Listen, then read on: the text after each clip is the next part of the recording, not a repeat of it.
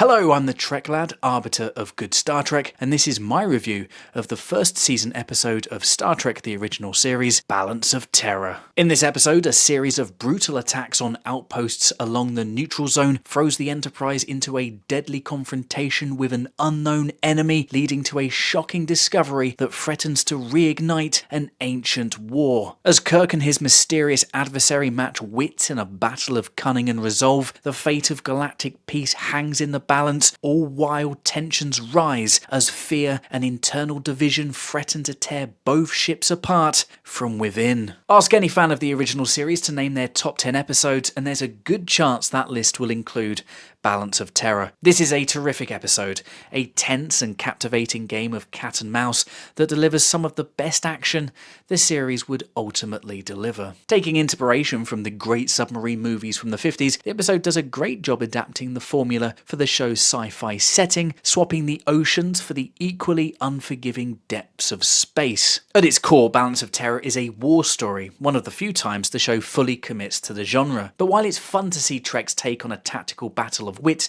it's also a solid character study, a Cold War allegory, and the first time we see space depicted as a dangerous and unpredictable battlefield. I love the way the episode presents the Enterprise, which, for the first time, truly feels like a massive ship. Most of the show's episodes tend to keep the action limited to the bridge or a handful of rooms, but here the scope is expanded in a way we'd rarely see. The inclusion of a wedding ceremony at the start of the episode, corridors packed with crew coming and going, comms chatter rifling in the background, and the appearance of the phaser control room all play a part in making the Enterprise feel far more like a believable and lived-in home, filled with people whose lives we actually care about. And this is important because it effectively raises the stakes. When the Romulans attack, this doesn't just threaten our main cast, it threatens an entire crew of well over 1,000 people. The episode is excellent at creating and sustaining a real, palpable tension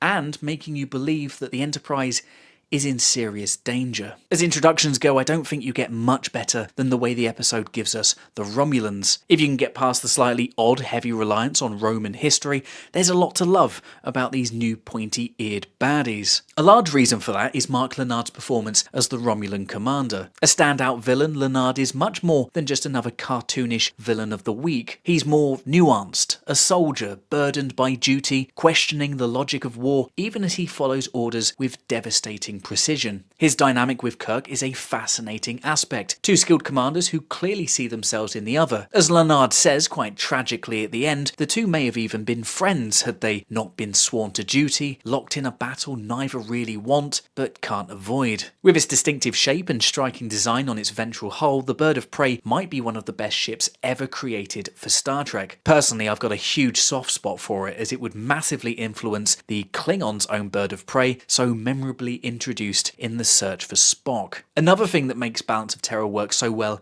is its depiction of combat, which is far less concerned about big explosions and flashy action, although there is some here, obviously, focusing instead on the emotional and intellectual toll the battle is taking on both sides. The action is intentionally slow and methodical, a drawn-out war of attrition that plays out through brainy tactics rather than brawny firepower. Now, I don't mind a good shoot-'em-up if they're done right, but Trek's space battles are always best when they're able to strike the balance between action and strategy. This is a prime example of when Trek got the balance right and clearly influenced the Wrath of Khan and its famous climactic battle in the Mutara Nebula, a sequence which I think is the unsurpassable final form of this style. The Earth-Romulan War is also a fascinating addition to the universe, humanity's first interstellar war, a primitive conflict where neither side ever saw the other, being an effective stand-in for Cold War-era tensions and all its unfortunate proxy battles. We also get for the first time the neutral zone, which is established as a fragile interstellar border separating the Federation and the Romulan Empire, something that would quickly become an important element, setting us up for decades of conflict in episodes and films to come. I like Fred Steiner's foreboding score, which gives us that iconic Romulan theme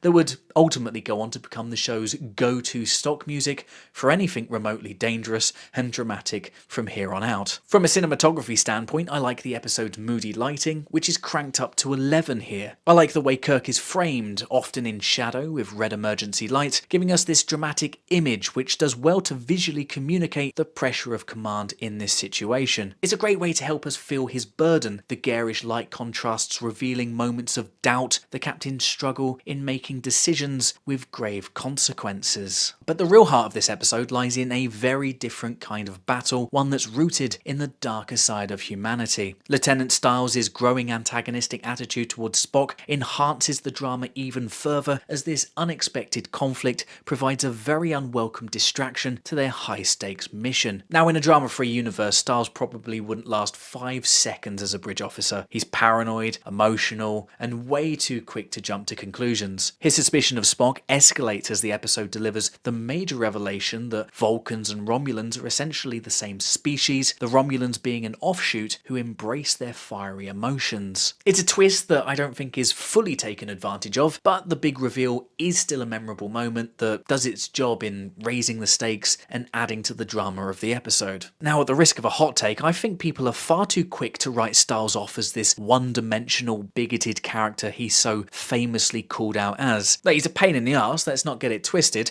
but the episode does do a good job in giving his character at least a reason to be distrustful, with it being revealed that his ancestors fought in the Earth-Romulan conflict, I'm assuming another war allegory, this time for generational trauma stemming from both world wars. And yet, despite his distrust, Stiles' arc culminates in a highly satisfying way as Spock saves his life. It's an act that is the perfect encapsulation of Star Trek's humanistic values. Stiles' worldview has been changed and the path to redemption laid out as the episode comes to an end. Bias, conflict, redemption, reconciliation. It's classic Star Trek, and I bloody love it. But as great as I think Balance of Terror is, I still wouldn't call it a perfect episode. While I love the Bird of Prey visually, it does seem to suffer from a number of design issues that lead me to wonder why they'd risk using it in the first place. The biggest issue is the crew's inability to see their enemy while cloaked, a clear nod to submarine warfare tactics, but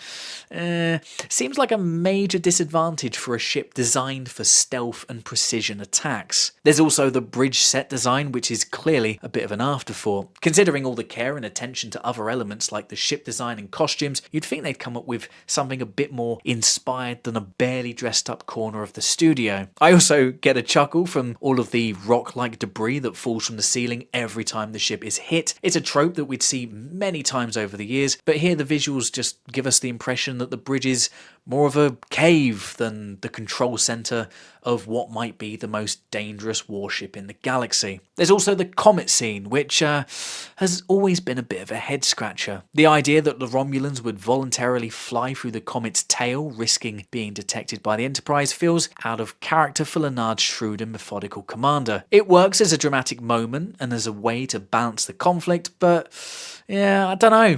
It just seems like a major strategic blunder, pretty hard to justify, isn't it? And finally, back to the Vulcan-Romulan reveal, which, while good in some aspects, is just a bit too telegraphed. Stiles' sudden paranoia and a line about a spy on board the ship comes out of nowhere, a clunky excuse to justify his tension and conflict with Spock. And then there's the awkwardness on the bridge after the reveal that seems to go on for what feels like an eternity. Kirk is strangely passive about the whole thing, which, given the situation, doesn't feel like the best idea, and Spock doesn't help matters either, not properly addressing it until a big info dump a few scenes later. Now, as we know, there was more than enough drama juice in this episode, but still, this feels like a missed opportunity to have us question Spock's true loyalties, which could have been a lot of fun. But these are just a few small nitpicks. Balance of Terror is a classic for a reason. Tense, dramatic, intelligent, and packed with great character-driven action. The Romulans are fantastic villains. The battle is a genuine nail-biter even after multiple rewatches, and the episode's themes of war, duty, and overcoming prejudice are handled beautifully. This is one of the few episodes where you genuinely feel the Enterprise and her crew are in danger. It's a gripping story about the cost of war and the heavy burden of leadership. Balance of Terror is a standout episode, a classic that played a huge part in defining what Star Trek could be. Even though when I did watch this for the first time as a 6-year-old,